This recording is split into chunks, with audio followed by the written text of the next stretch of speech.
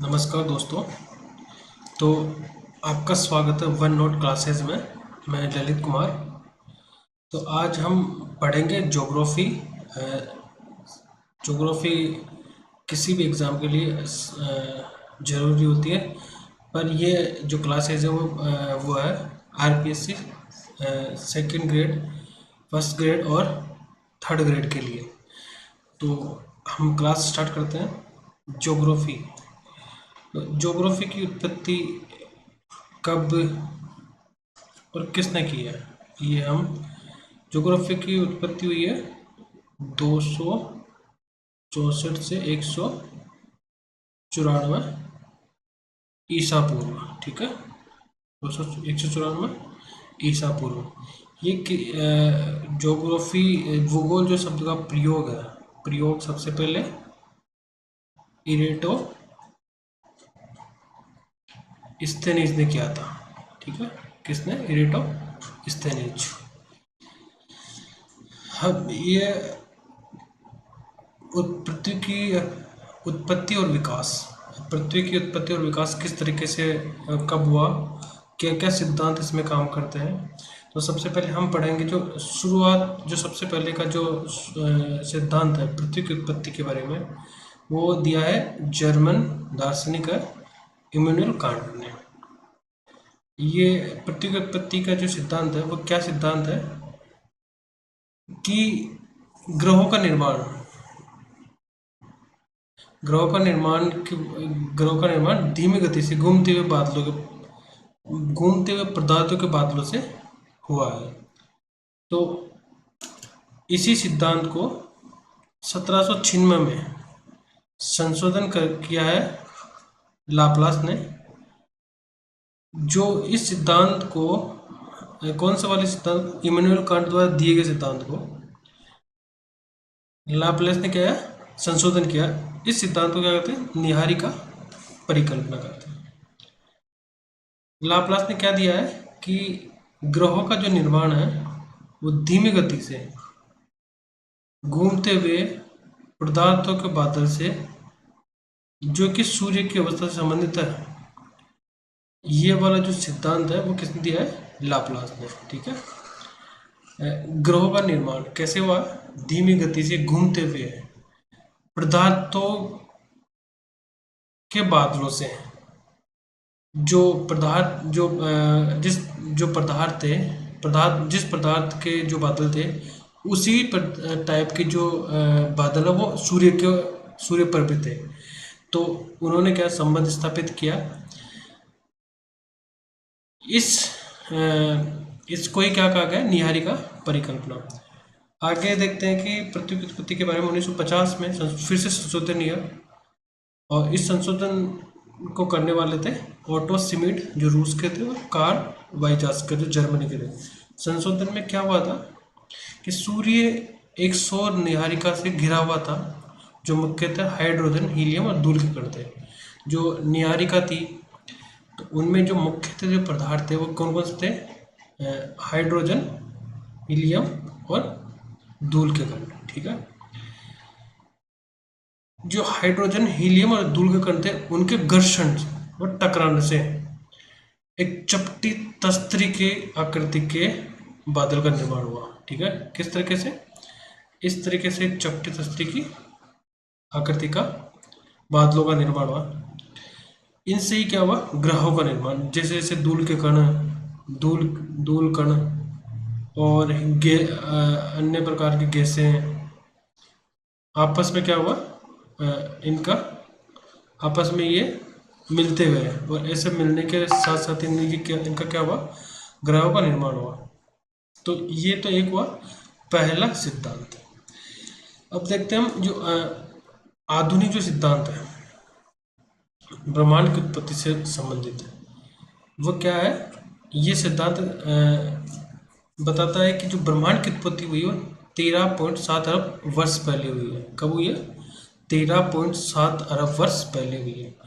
ब्रह्मांड की उत्पत्ति का जो सिद्धांत है उसे कहा जाता है बिग बैंग सिद्धांत। विस्तारित ब्रह्मांड परिकल्पना, इसको विस्तारित ब्रह्मांड परिकल्पना भी कहते हैं। 1920 में एडविन हब्बल ने ये प्रमाण दिया है कि ब्रह्मांड का विस्तार हो रहा है। मतलब जो हब्बल ने ये कहा है कि निरंतर जो यूनिवर्स है उसका क्या हो रहा है, विस्तार हो रहा है। जो बिग बैंग जो थ्योरी है वो इस तरीके से है जैसे कि एक छोटा गुब्बारा, जैसे ही वो हम फूंक मारते जाते हैं वो बड़ा होता जाता है। और जिस गुब्बारे पर हम, जैसे मान लो ये गुब्बारा, स्टार्टिंग में ये गुब्बारा था, इस पे अगर हम कुछ पॉइंट बनाते छोटे छोटे, ठीक है, और जैसे ही इसमें कुछ वायु आती जाती है तो ये जो पॉइंट है ये बड़े होते जाते हैं। ऐसी ही जो प्रक्रिया है ये बड़े में बड़े होते जाएंगे, ये इस तरीके से बड़े होते जाएंगे, ये इस तरीके से। तो इस तरीके के जो कंसेप्ट उसको क्या कहा है, big bang theory. Edwin Hubble ने 1920 में इसको दिया है। ब्रह्मांड का विस्तार आकाश गंगाओं का विस्तार है, ठीक है। ये जो सिद्धांत वो किसने दिया है, होयल ने। होयल ने क्या दिया है कि जो आकाश गंगाओं का विस्तार है, आकाश गंगाओं का विस्तार, ये क्या है, ब्रह्मांड का विस्तार। तो ये जो हमने पढ़ा है कि एक तो बिग बैंग थियरी और लाप्लास और इमैनुअल कांट ने पृथ्वी की उत्पत्ति से संबंधित जो सिद्धांत दिया उसको हमने विस्तार से पढ़ा है। अब आते हैं हम तारों का निर्माण कैसे हुआ। तारों का निर्माण कैसे हुआ इसके बारे में विस्तार से पढ़ते हैं। सबसे पहले गुरुत्वाकर्षण बलों में भिन्नता। इस भिन्नता की वजह से क्या होता है, ऊर्जा और पदार्थ का वितरण समान नहीं है, ठीक है। मतलब जैसे ही गुरुत्वाकर्षण बल बल में जहाँ पे ज़्यादा होगा वहाँ पे कम, जहाँ पे ज़्यादा होगा गुरुत्वाकर्षण बल वहाँ पे वस्तुओं का भार ज़्यादा होता है, ठीक है। और जहाँ पे कम होता है गुरुत्वाकर्षण वहाँ पे भार कम होगा। तो गुरुत्वाकर्षण बलों के कारण ऊर्जा और पदार्थ की जो प्रकृति होती है उसमें भिन्नता पाई जाती है। इससे क्या होता है, आकाश गंगाओं का निर्माण होता है। यही क्या है, एक आकाश गंगाओं का निर्माण का कारण और आधार है, ठीक है। तो आकाश गंगाओं का व्यास लगभग कितना बताया गया है, 80,000 से 1.5 लाख प्रकाश वर्ष, ठीक है। कितना, बहुत ज़्यादा, बहुत बड़ी बड़ी आकाश गंगाएं ब्रह्मांड में व्याप्त है, ठीक। आकाश गंगाओं के निर्माण की शुरुआत हाइड्रोजन गैस से बने विशाल बादल के संचय से हुआ। जो हाइड्रोजन गैस के जो बड़े बड़े बादल थे उनके मिलने से क्या हुआ, आकाश गंगाओं का निर्माण हुआ, ठीक है। ये इनको मिलने से, फिर ये मिलने से, इनके मिलने से क्या हुआ, आकाश गंगाओं का निर्माण हुआ। इन्हीं क्या बोलते हैं, इन्हीं हम निहारिका ही बोलते हैं। इनका मिलने की जो प्रोसेस, संचय और मिलने की जो प्रोसेस होती है उसको क्या बोलते हैं, निहारिका बोलते हैं। और जो निहारिका के झुंड, जैसे जैसे जैसे ये तो क्या होगा, आकाश गंगाएं, ठीक है। ये क्या होगा, आकाश गंगाएं, आकाश गंगा। और ये जो क्या होगा, निहारिका। और इस तरह करके जो निहारिका के झुंड बढ़ते गए बढ़ते गए बढ़ते गए, ये बढ़ते गए निहारिका के झुंड, बड़े बड़े निहारिका के, इन्हीं से क्या हुआ, तारों का निर्माण हुआ। क्या हुआ, इन्हीं से ही तारों का निर्माण।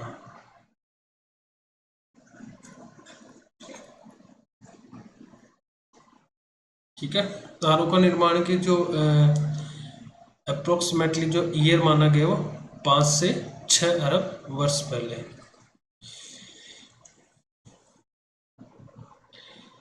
अब इसके संबंध में हम बात करते हैं कि जो आकाश की जो दूरी होती है उसको मापने का जो मानदंड वो क्या होता है, प्रकाश वर्ष, ठीक है।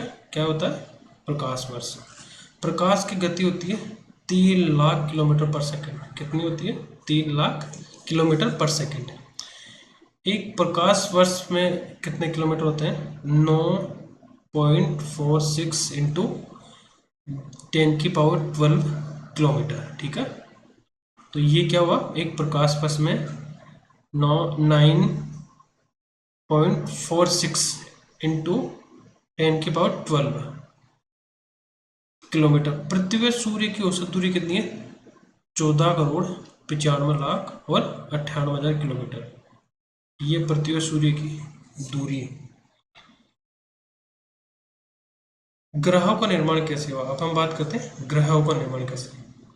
ग्रहों का निर्माण के 3 चरण बताए गए हैं, उसको हम यहाँ पे विस्तार से पढ़ते हैं। पहला चरण होता है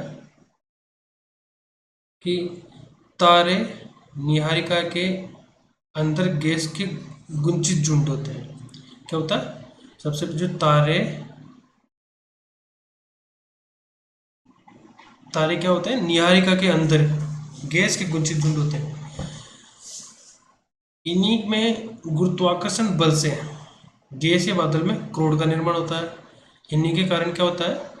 इनमें क्या होता है कि गुरुत्वाकर्षण बल, जैसे जैसे गुरुत्वाकर्षण बल बढ़ता जाता है, क्राउड का निर्माण होता है। क्राउड का निर्माण इस वजह से होता है कि क्योंकि जैसे ही गुरुत्वाकर्षण बल क्या है कि हर जगह समान नहीं होता, और जहाँ पे ज़्यादा होता है तो भार, वस्तु का भार ज़्यादा होता है, और वस्तु का भार ज़्यादा होता है तो क्या है, केंद्र की तरफ आकर्षित होती है, और जो केंद्र बनता है उसको क्या बोलते हैं? क्राउड बोलते हैं।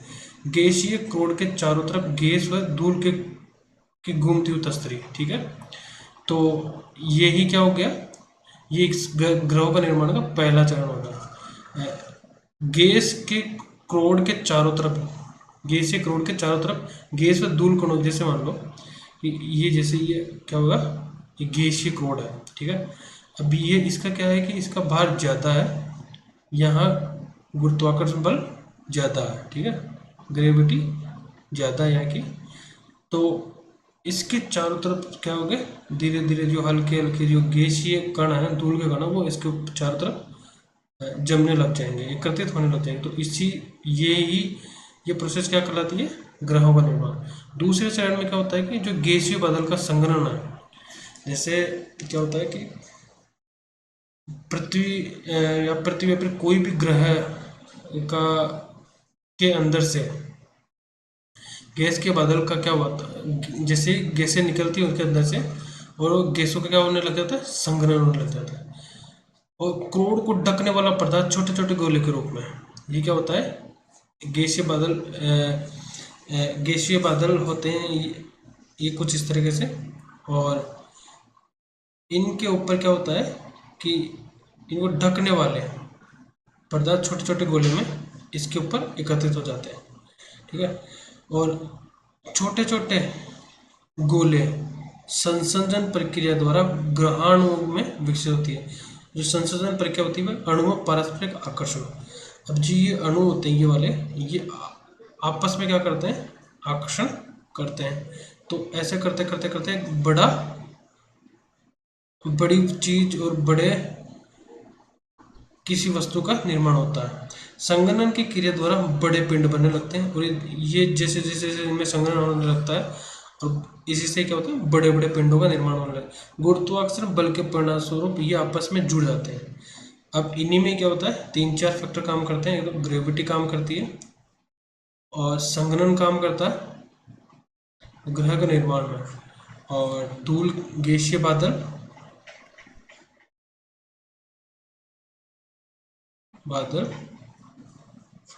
और संसर्जन प्रक्रिया। तो कभी पूछे कि ग्रहों के निर्माण में कौन कौन से कारक जिम्मेदार होते हैं, तो ग्रेविटी, संघनन, गैसीय बादल और संसर्जन प्रक्रिया। लास्ट जो प्रोसेस होती है इसकी ये होती है कि छोटे छोटे जो ग्रह के भाग होते हैं, वे संवर्धित होते हैं, जुड़ जुड़ के क्या करते हैं? बड़ा होते हैं, होने पर बड़े पिंड का निर्माण होता है। ठीक है, तो बड़े पिंड का निर्माण कब होता है? जब छोटी छोटी चीज़ें आपस में मिलती है तो वह स्वतः ही एक बड़े चीज़ का निर्माण कर लेती है। तो ये क्या हुआ? हमने पढ़ा है विस्तार से ग्रहों का निर्माण। ग्रह का निर्माण किस तरीके से होता है। अब हम पढ़ते हैं कि पृथ्वी का उद्भव कब हुआ है? 460 करोड़ साल पहले। ठीक है, 460 करोड़ वर्ष पहले। स्थल मंडल का विकास कैसे हुआ? ठीक है, स्थल मंडल पदार्थ का संहत होना, पदार्थों का जुड़ना, मतलब ठीक है क्या होना? पदार्थों का जुड़ना। किस कारण से जुड़ते हैं पदार्थ आपस में? गुरुत्वाकर्षण बल के कारण। पिंडों ने पदार्थ को प्रभावित किया। पिंडों, जो पिंड थे, छोटे छोटे पिंड, उन्होंने क्या किया? पदार्थ को प्रभावित किया। उष्मा, और वो जो पिंड थे पर जिन्होंने पदार्थ को प्रभावित किया, उससे क्या उष्मा उत्पन्न हुई, और उष्मा उत्पन्न निरंतर उत्पन्न होने के कारण पदार्थ क्या होने लगा? पिघलने लगा। ठीक है, ये जो प्रक्रिया पृथ्वी की उत्पत्ति के दौरान और तुरंत बाद में थी। ठीक है, कौन सी? उष्मा के उत्पन्न की। पदार्थ पिंडों ने क्या, पिंडों ने पदार्थ को प्रभावित किया, और उसी प्रभावितता के कारण उष्मा उत्पन्न हुई। ठीक है, और उष्मा कैसे उत्पन्न हुई? क्योंकि गुरुत्वाकर्षण बल के कारण। गुरुत्वाकर्षण बल से के कारण क्या हुआ? पदार्थ आपस में आए, और आपस में आने के कारण उनमें एक एनर्जी डेवलप होते ही क्या हुआ? उनमें एक ताप और उष्मा जैसी एक प्रक्रिया की शुरुआत हुई। पदार्थ का पिघलना ताप के कारण होता है। हल्के व भारी घनत्व के मिश्रण वाले पदार्थ, ये हमने पढ़ लिया है कि हल्के और भारी घनत्व के मिश्रण वाले पदार्थ घनत्व के अंतर के कारण अलग अलग होना शुरू कर देते हैं। जैसे कोई भी दो पदार्थ है, ठीक है, अगर इसमें गुरुत्वाकर्षण ग्रेविटी ज़्यादा है तो इसका घनत्व भी, डेंसिटी भी क्या होगी? ज़्यादा होगी। अगर इसकी गुरुत्वाकर्षण कम है तो इसकी डेंसिटी कम होगी। ठीक है, इसी से क्या होता है कि जो ज़्यादा डेंसिटी वाले होते हैं वो क्या होते हैं? भारी होते हैं। ठीक है, और ये हल्के होते हैं। जो भारी पदार्थ होते हैं वो पृथ्वी के सेंटर में चले जाते हैं, पृथ्वी के केंद्र में। ठीक है, और जो होते हैं वो भूपरपट्टी पे आ जाते हैं। ठीक है, इसी को जो ये डिफ्रेंशिएट होता है हल्का और भारी चीज़ों का जो डिफ्रेंशिएट होता है, जमा होता है, उसको क्या बोलते हैं? विभेदन। ठीक है, उसको क्या बोलते हैं? विभेदन। ये चीज़ होती है कि जो अंदर का जो पृथ्वी के जो अंदर का पार्ट होता है वो क्या होता है? उसकी डेंसिटी ज़्यादा होती है, उसका ग्रेविटी ज़्यादा होती है, तो उसको क्या बोलते हैं? क्राउड। जैसे जैसे हम बाहर की तरफ आते जाते हैं तो डेंसिटी कम होती जाती है, और पदार्थों का जो भार होता है वो कम होता जाता है। ठीक है, वायुमंडल और जलमंडल का विकास कैसे होता है? वायुमंडल के विकास की 3 प्रोसेस बताई गई है, 3 अवस्था बताई गई है। इसमें पहला है कि वायुमंडलीय गैसों का ह्रास होता है, मतलब गैसों के द्वारा बनता है। पृथ्वी के भीतर से निकली भाप और जल वाष्प, जिसको क्या बोलते हैं? डिगेसिंग, ने वायुमंडल के विकास में सहयोग किया। और थर्ड होती है वायुमंडल के संरचना को जैवमंडल के प्रकाश संश्लेषण प्रक्रिया। मतलब क्या होता है? जैसे जैसे ये दोनों, सबसे पहले ये प्रक्रिया होती है, उसके बाद में ये प्रक्रिया होती है। ये दोनों प्रक्रिया के बाद में ये प्रक्रिया काफ़ी समय बाद में स्टार्ट होती है। ठीक है, क्योंकि इसमें जल बन जाता है, भाप बन जाती है, पर्यावरण बन जाता है सेकेंड वाली में। ठीक है, और यहाँ पे अभी शुरुआत होती है वायुमंडल बनने की, और जैसे ही जल बनने लग जाता है, जल और वनस्पति तो क्या होने लगे थे? जल वाष्प। ठीक है, वनस्पति से भी हो सकता है, जल से भी हो सकता है। तो इसकी वजह से क्या हुआ? वायुमंडल में धीरे धीरे ऑक्सीजन और जो जीवनदायिनी ऑक्सीजन की मात्रा बढ़ी, और अन्य गैसों के भी काफी संकेंद्रण हुआ। ठीक है, तो ये वायुमंडल के विकास के 3 प्रोसेस है। अब हम देखते हैं कि आगे जो ब्रह्मांड है और सौरमंडल की उत्पत्ति के बाद में कितने भागों में बटा है, और पृथ्वी से निकलने वाले सूर्य से निकलने वाले जो ग्रह है वो सूर्य के कब कब चक्कर लगाते हैं, कितनी दूरी पे चक्कर लगाते हैं, और दूरी पे चक्कर लगाने का प्रभाव उनके ऊपर क्या होता है, तो ये हम विस्तार से पढ़ते हैं। ये सूर्य है, और इसके जो सबसे निकट जो तारा वो है बुध है, ग्रह है। उसके थोड़ी दूर में शुक्र है, फिर पृथ्वी है, फिर मंगल है, फिर बृहस्पति, शनि, अरुण और वरुण। ठीक है। जो स्टार्टिंग के जो 4 ग्रह होते हैं, बुध, शुक्र, पृथ्वी और मंगल को क्या कहा गया, पार्थिव ग्रह या फिर आंतरिक ग्रह। पार्थिव ग्रह इस वजह से कहते हैं क्योंकि इसमें पृथ्वी के इनमें पृथ्वी के गुण पाए जाते हैं, पृथ्वी के समान गुण पाए जाते हैं। ठीक है। बाह्य और जोवियन ग्रह कौन कौन से हैं, बृहस्पति, शनि, अरुण और वरुण। ठीक है। हमने पढ़ा था पहले बिग बैंग का सिद्धांत। लगभग 13.8 वर्ष पूर्व वर्तमान ब्रह्मांड एक अत्यधिक सघन और अत्यधिक उच्च तापमान वाले एकल सूक्ष्म पिंड बिंदु के रूप में था, जिसे सिंगुलरिटी कहा जा गया। इस पिंड में एक महाविस्फोट के पश्चात ब्रह्मांड का प्रसार हुआ जो अनवरत जारी है। तो ये हमने बिग बैंग की थ्योरी थी जो हमने पहले पढ़ ली थी। हम जो फैक्ट आएंगे उसके बारे में हम क्या करेंगे, क्या कर रहे हैं, ये डिस्कशन कर रहे हैं। ठीक है। एग्जाम में पूछने वाला फैक्ट मैक्सिमम। महाविस्फोट सिद्धांत ब्रह्मांड की उत्पत्ति से संबंधित है। और तारों का रंग किसका सूचक होता है, वो उसके तापमान। जैसे कि ज़्यादा चमकीला तो उसका तापमान ज़्यादा है, जो कम होता है उसका तापमान कम होता है। पृथ्वी के सर्वाधिक निकट का तारा कौन सा, सूर्य। कौन सा तारा, सूर्य। हमारी आकाशगंगा दुग्ध मेखला किस आकार की है, वो क्या किस आकार की है, अंडाकार है, सर्पिलाकार आकार की।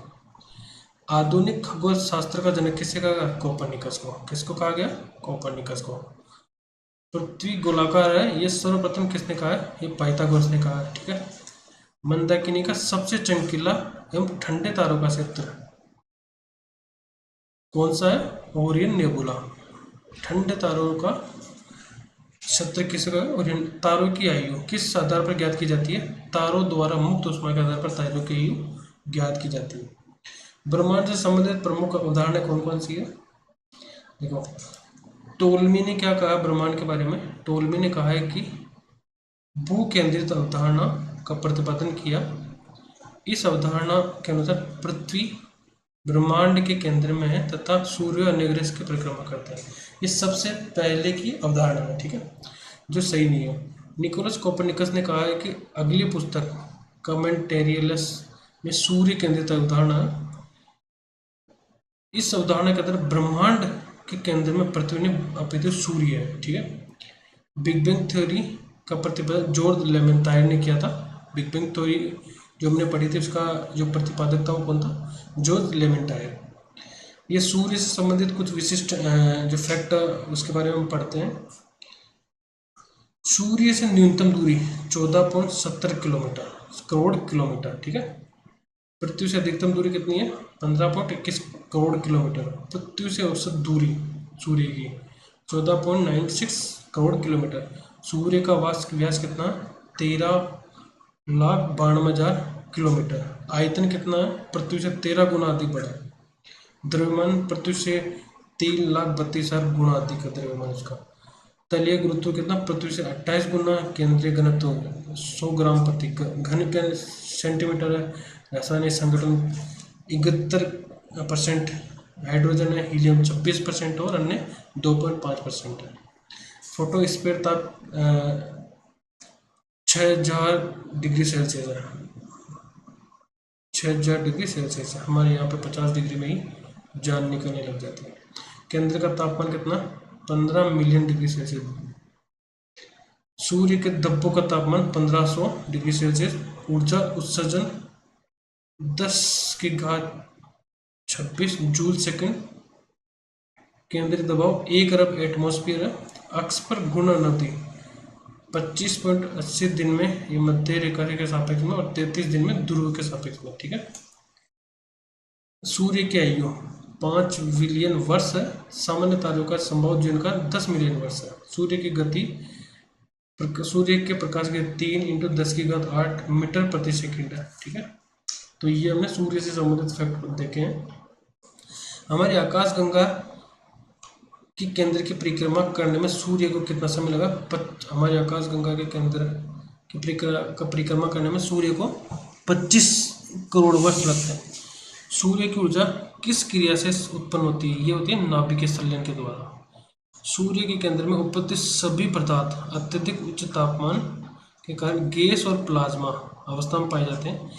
सूर्य से सबसे निकट स्थित तारे प्रोक्सिमा सेंचुरी की दूरी 4.24 प्रकाश वर्ष है।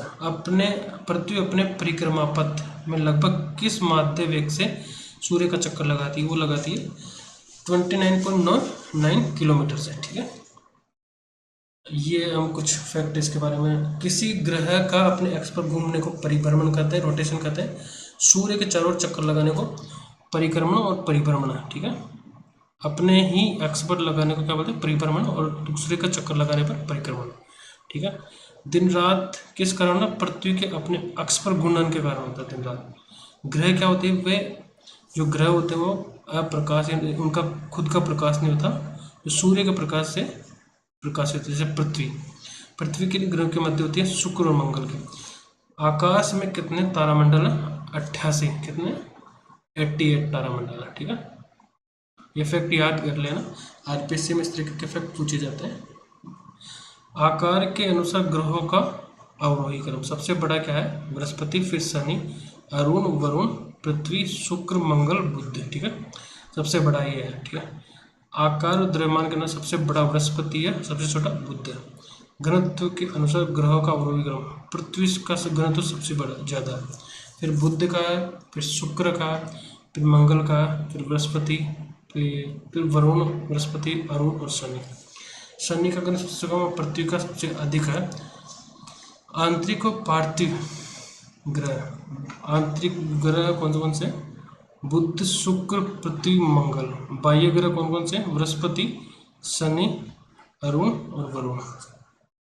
सूर्य से दूरी के अनुसार ग्रहों का आरोही क्रम, बुध, शुक्र, पृथ्वी, मंगल, बृहस्पति, शनि, अरुण और वरुण।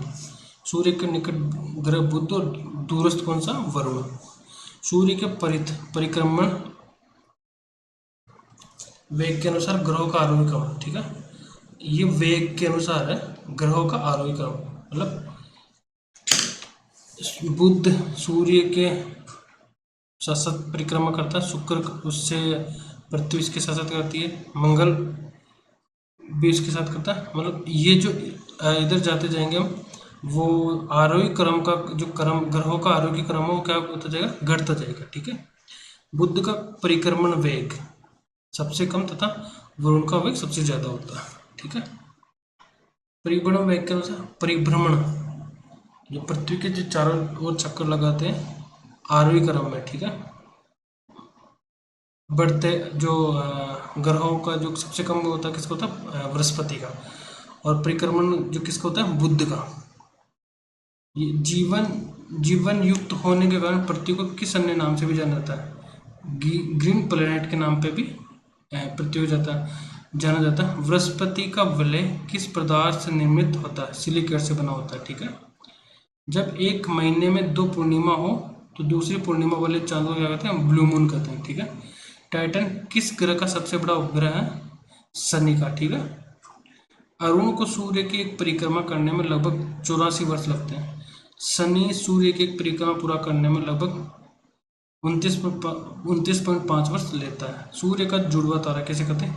नेमिनस को बोलते हैं। ठीक है, किस ग्रह के दिन का मान और उसके अक्ष का झुकाव लगभग प्रत्येक दिन के मान झुकाव के समतुल्य होते हैं? मंगल ग्रह का। चंद्रमा के धरातल पर 2 व्यक्ति एक दूसरे की बात क्यों नहीं सुन पाते? चंद्रमा का वायुमंडल के अभाव, चंद्रमा पर क्या नहीं है? वायुमंडल नहीं है। जब अर्धचंद्र होता है तो सूर्य, पृथ्वी तथा चंद्रमा के मध्य का कोण कितना होता है? 90 डिग्री का होता है। ठीक है, ब्लैक होल अंतरिक्ष में एक पिंड है जो किसी भी प्रकार के विकिरण को बाहर नहीं आने देता है। इसका कारण क्या होता है? क्योंकि उसका जो घनत्व सबसे ज़्यादा होता है। जब किसी वस्तु को पृथ्वी से चंद्रमा पर ले जाया जाता है तो उसका भार घटकर 1.6 भाग हो जाता है। ठीक है, तारों के नष्ट होने के लिए कौन सी आकाशीय परिघटना होता है? ये कृष्ण विवर और कृष्ण छिद्र, ठीक है। कृष्ण छिद्र सिद्धांत ब्लैक होल थ्योरी को एस चंद्रशेखर ने दिया है। किसने प्रतिपादित किया? एस चंद्रशेखर ने। सबसे चमकीला तारा कौन सा है? साइरस और डॉग स्टार। सूर्य ग्रहण कब होता है? केवल अमावस्या के दिन होता है। एक निश्चित आकृति में व्यवस्थित तारों का समूह क्या कहलाता है? नक्षत्र कहलाता है, ठीक है। ब्रह्मांड में सबसे दूर स्थित तारा कौन सा? इकारस। तारों के मध्य दूरी ज्ञात करने की इकाई कौन सी है? प्रकाश वर्ष, ठीक है। पृथ्वी के परिध घूमने वाले कृत्रिम उपग्रह से बाहर गिराई गई गेंद पृथ्वी के परिध उपग्रह के समान आवर्तकाल के साथ उसी की कक्षा में घूमती है, ठीक है।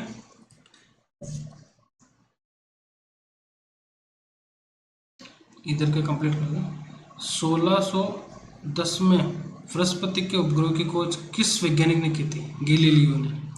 वे ग्रह जिनके चारों ओर वलय होते हैं वो कौन कौन से? बृहस्पति, शनि, अरुण और वरुण। सबसे बड़ा और चमकीला क्षुद्र ग्रह कौन सा? सीरस है। क्षुद्र ग्रह कौन सा? एस्टेरॉइड। सौर परिवार का दूसरा सबसे बड़ा उपग्रह कौन सा? टाइटन है, ठीक है। पूर्ण सूर्यग्रहण केवल सीमित भूभाग में दिखाई पड़ता है क्योंकि पृथ्वी के अनुप्रस्थ परिच्छेद की तुलना में पृथ्वी पर पड़ने वाली चंद्रमा की छाया का आकार छोटा रहता है। ध्रुव तारा किस तारामंडल की ओर संकेत करते हैं? सप्तऋषि तारामंडल की ध्रुव तारा, ठीक है। सूर्य के प्रकाश मंडल का तापमान कितना होता है? सूर्य के प्रकाश मंडल का तापमान 5500 डिग्री सेल्सियस होता है। मंगल और बृहस्पति की कक्षाओं के मध्य सूर्य की परिक्रमा करने वाले आकाशीय पिंड को क्या कहते हैं? एस्टेरॉइड कहते हैं उनको, ठीक है। उल्का मीटर किसको कहते हैं? टूटता हुआ तारा को, उनको क्या बोलते हैं? मीटेरोइड। चंद्रग्रहण कब होता है? केवल पूर्णिमा को चंद्रग्रहण होता है। शांति का सागर किस उपग्रह का परिस्थित है? चंद्रमा पर। फोबोस और डिमोस किसके उपग्रह? मंगल के, ठीक है। मंगल पर जीवन की उपस्थिति के लिए बर्फ छत्र को और हिमित जल की उपस्थिति की अवस्था सबसे अनुकूल है। ये हमने क्या किया है, पृथ्वी से और ब्रह्मांड से रिलेटेड जितने भी फैक्टर्स को हम पढ़े हैं और इनको अच्छे से याद कर लेना आप, बार बार स्क्रॉल करके, बार बार वीडियो को देख के, और जो भी ये मैंने हैंड से लिखे हुए मेरे नोट्स हैं उनको भी आप अपने हिसाब से कॉपी में उतार लेना। तो वीडियो समाप्त होने पहले से आप इसको सब्सक्राइब करके ज़्यादा से ज़्यादा लोगों को शेयर कीजिएगा। धन्यवाद दोस्तों।